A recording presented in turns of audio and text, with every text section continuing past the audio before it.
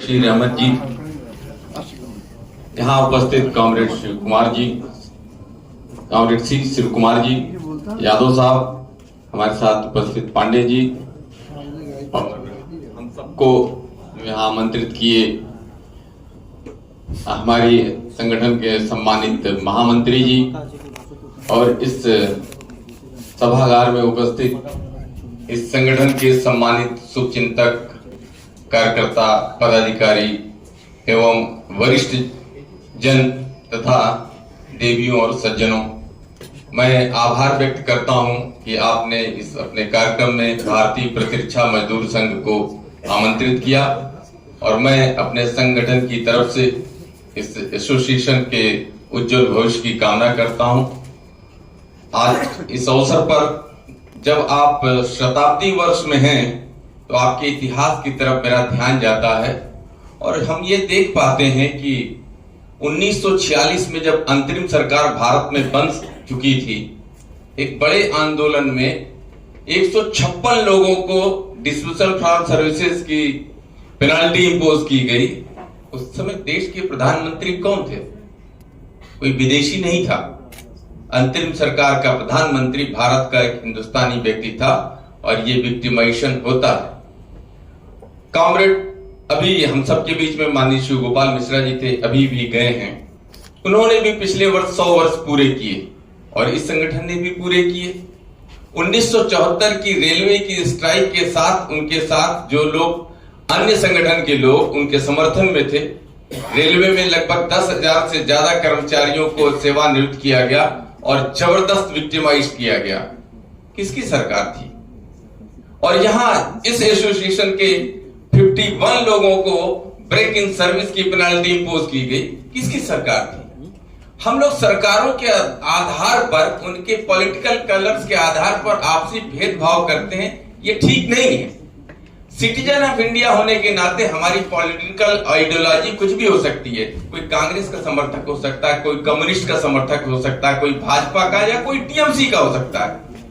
एक सिटीजन होने के नाते हम एक सरकार को जब चुनते हैं, वो पॉलिटिकल पार्टी जब गवर्नमेंट में आती है, तो इस एम्प्लॉइज के बीच में और उस पॉलिटिकल पार्टी के बीच में मास्टर एंड सर्वेंट का रिलेशन हो जाता है। वो मालिक है और हम नौकर हैं। इसी आधार पे सरकारें काम करती हैं।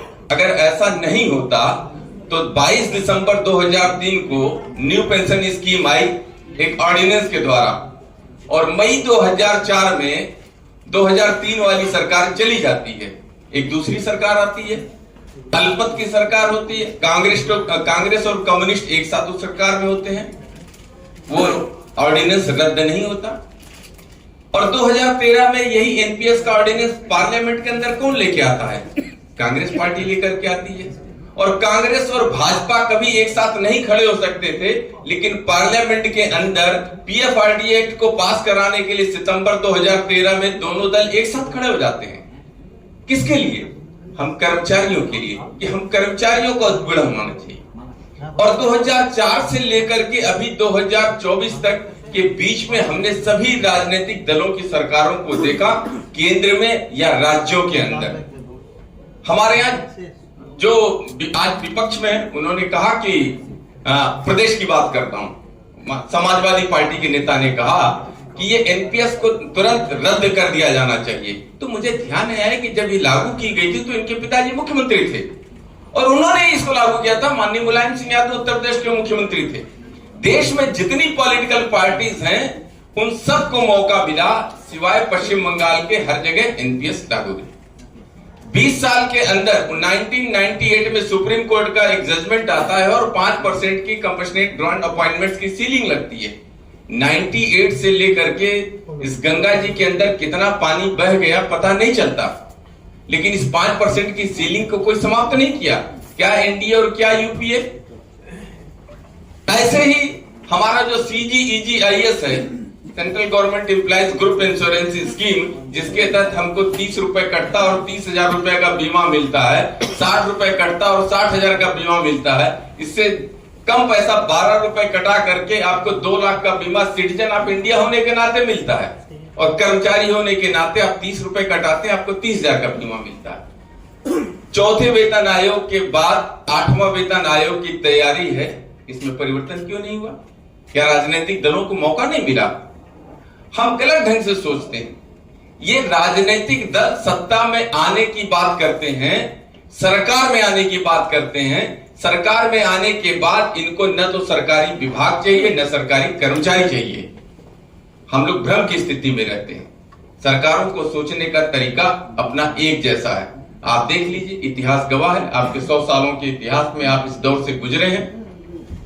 हमारे सामने ज्यादा कठिन चुनौतियां, हमारे सामने मतलब हम सब, आप जो लोग यहाँ पर बैठे हुए हैं, एक जबरदस्त सरकार है।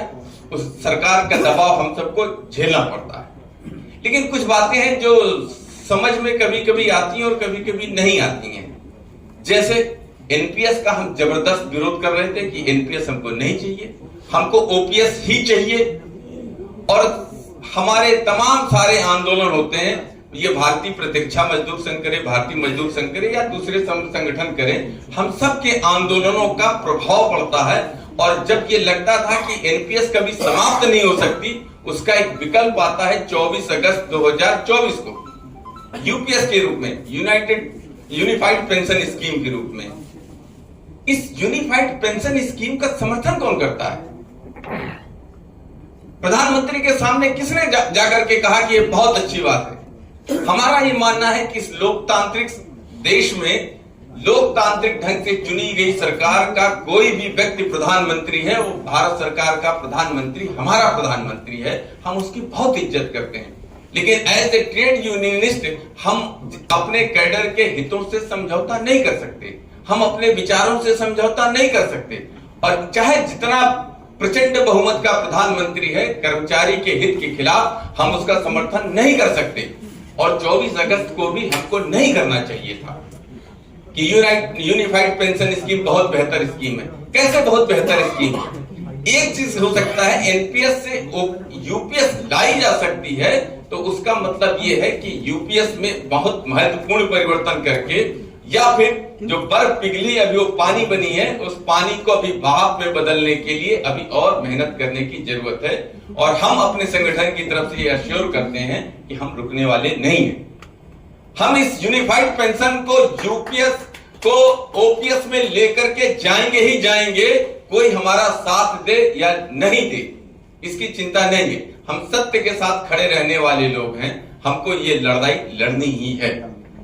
अभी हम सबके सामने कुछ अजीब चुनौतियां आती हैं। जैसे हम ट्रेड यूनियन के लोग हैं, एसोसिएशन के लोग हैं, आप बहुत सारी मांगे करते रहते हैं। सरकार कभी मांग आपकी मान लेती है, कभी आंशिक रूप से मांग मान लेती है, कभी पूरी नकार देती है।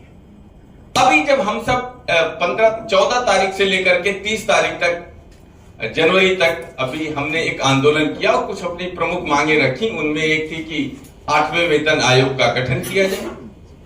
हमने 2 दिन पहले, हमारे आंदोलन के 2 दिन बीते थे और भारत सरकार ने घोषणा कर दी कि प्रधानमंत्री ने सैद्धांतिक सहमति व्यक्त कर दी 8वें वेतन आयोग के लिए। हम खुश हुए। इसके पहले प्री बजट कंसल्टेशन में ट्रेड यूनियंस ने मांग की कि 10 लाख रुपए तक की आयकर में छूट होनी चाहिए। सरकार ने भी बजट में घोषणा की कि 12 लाख तक आयकर में छूट होगी। हम ट्रेड यूनियन के लोग आश्चर्यजनक रूप से इस चीजों को ले पाए। हमने मांगा 10 लाख और सरकार ने दे दिया 12 लाख। हम ट्रेड यूनियंस को ऐसा तो नहीं कि फेल करने के लिए सरकार को कुचक रखते कि कभी हम इनकी बात सुनते हैं और कभी बिल्कुल नहीं सुनते हैं। बहरहाल ये हम सब की चुनौतियां हैं। 8वां वेतन आयोग आया है तो उसके टर्म्स ऑफ रेफरेंस में हमने भी अपनी तरफ से लिख करके दिया है कि जो आज की पॉलिटिकल पार्टी सरकार में है, कभी इसी पॉलिटिकल पार्टी का नारा था, इस देश के अंदर 2 निशान, 2 विधान और 2 प्रधान नहीं चलेंगे। डॉक्टर श्यामा प्रसाद मुखर्जी ये नारा लगाते लगाते कश्मीर में जाकर के उनका स्वर्गवास हो जाता है। आज ये उनकी पार्टी की सरकार है। इस देश के अंदर सरकारी कर्मचारियों के लिए कितनी तरह की पेंशन लेकर के रखी है। ओपीएस केंद्र सरकार के कर्मचारियों के लिए, एनपीएस केंद्र सरकार के कर्मचारियों के लिए, और 1 अप्रैल 2025 के बाद यूनिफाइड पेंशन स्कीम केंद्र सरकार के कर्मचारियों के लिए। वो देश जो 2 निशान, 2 विधान, 2 प्रधान नहीं स्वीकार करता था, वो अपने कर्मचारियों के लिए 3 तरह की पेंशन रखे हुए है। वन रैंक वन पेंशन की बात करने वाले लोगों को ये चीजें समझ में नहीं आ रही कि वन रैंक वन पेंशन सिर्फ जो वर्दी पहनने वाले लोग हैं उनके लिए क्या ठीक है, क्या जो वर्दी नहीं पहनते हैं ऐसे डिफेंस सिविलियन और बाकी सारे सिविलियन एम्प्लॉइज के लिए क्या जरूरत नहीं है? उसकी भी जरूरत है। तो हमने कहा है अपने कि टर्म्स ऑफ रेफरेंस में सरकार के सामने कहा है कि आप पे कमीशन को एक काम दीजिए कि जो पेंशन की डिस्पैरिटी है ये खत्म करके एक जैसी व्यवस्था होनी चाहिए। अब वो कैसे करेंगे? ओपीएस रखेंगे, एनपीएस रखेंगे, यूपीएस रखेंगे या इसके बाद कोई चौथी स्कीम लेकर के आए, वो जो भी लेकर के आएंगे वो सीसीएस पेंशन रूल्स 1972 या 2021 के बेनिफिट से कम हमको स्वीकार्य नहीं होगी।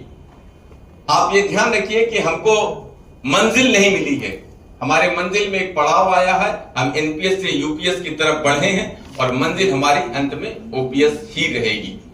इसलिए इसके अलावा और कुछ चुनौतियां हैं जो आप सब भी महसूस कर रहे होंगे कि ये जो ट्रेड यूनियंस के फोरम है, एसोसिएशंस के फोरम हैं, ये धीरे धीरे अप्रभावित होते जा रहे हैं। कोई भी एसोसिएशन, कोई भी प्लेटफॉर्म, कोई भी कंसिलिएशन फोरम्स आज की तारीख में गारंटी नहीं ले सकते हैं कि जिन मुद्दों को लेकर के चल रहे हैं उन मुद्दों का निवारण होगा। आप देखिए कि आपके हर मुद्दों में लिटिगेशन हो रहा है, सारे कोर्ट केसेस के द्वारा एक आदमी जीत करके आता है, दूसरे आदमी उसी तरह का है, उसको अगर कोई बेनिफिट लेना है तो उसको भी कोर्ट में जाना पड़ रहा है। एक नेक्सस काम कर रहा है इस देश के अंदर सरकारी वकीलों का और गैर सरकारी वकीलों का कि आप जाइए एक मुकदमा जीत करके आइए और उसको इंप्लीमेंट कराने के लिए सरकारी विभाग के पास जाएंगे, सरकारी विभाग अपने लीगल एडवाइजर से पूछेगा और वो एक लाइन लिख के देगा, this is a fit case for appeal, और वहां से सरकारी वकील और गैर सरकारी वकील, एक भारत सरकार के खर्चे पर और दूसरा हम सब कर्मचारियों के खर्चे पर कचहरी के अंदर मुलाकात होगी। तो किस लिए, कहां चली गई नेशनल लिटिगेशन पॉलिसी 2010? कहीं नहीं है। इस देश के अंदर अगर सब कुछ कोर्ट ही निर्णय करेंगे तो चुने गए लोग जो पार्लियामेंट के अंदर, विधानसभा के अंदर या आपकी जो आज कल में चुनाव करेंगे इसके अंदर, इनका क्या काम रहेगा? ये हम सबके चिंता का कारण है। और अभी पे कमीशन आ रहा है तो पे कमीशन क्या सिर्फ केंद्र सरकार के कर्मचारियों की उसमें डिमांड होती है तो वो सुप्रीम कोर्ट के जजेस के, उनके कर्मचारियों के बारे में पे कमीशन रिकमेंड करेगा, ऑटोनोमस बॉडीज के बारे में रिकमेंड करेगा। तो फिर इस डिपार्टमेंट्स के अंदर ऐसे बहुत सारे कर्मचारी हैं जो अनियमित कर्मचारी हैं, जो कॉन्ट्रैक्ट वर्कर्स काम करते हैं, जो कैजुअल वर्कर्स काम करते हैं, जो सीएलटीएस काम करते हैं, पार्ट टाइम वर्कर्स काम करते हैं। नए जो कॉन्सेप्ट है फिक्स्ड टर्म एम्प्लॉयमेंट, वो फिक्स्ड टर्म एम्प्लॉयमेंट में काम करने वाले लोग हैं, क्या इनका एक्सप्लॉयटेशन नहीं हो रहा? तो क्यों नहीं पे कमीशन का मैंडेट बढ़ाना चाहिए कि आप सरकारी विभागों में काम करने वाले ऐसे सभी लोगों के लिए भी पे कमीशन अपनी सिफारिशों को देगा।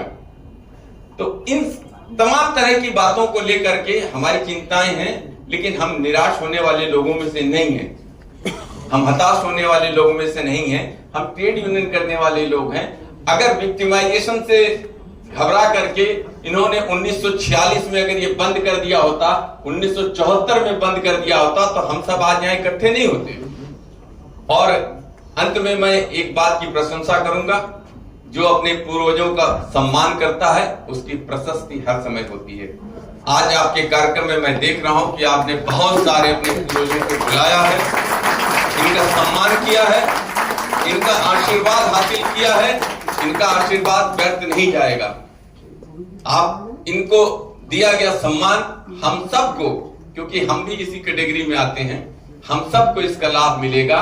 और अपनी तरफ से मैं एक बार फिर से आपके संगठन को, आपको और आपके पूरे परिवार को बहुत ढेर सारी शुभकामनाएं व्यक्त करते हुए वाणी को विराम देता हूं। जय हिंद, जय Bharat. Thank you sir, thank you very much.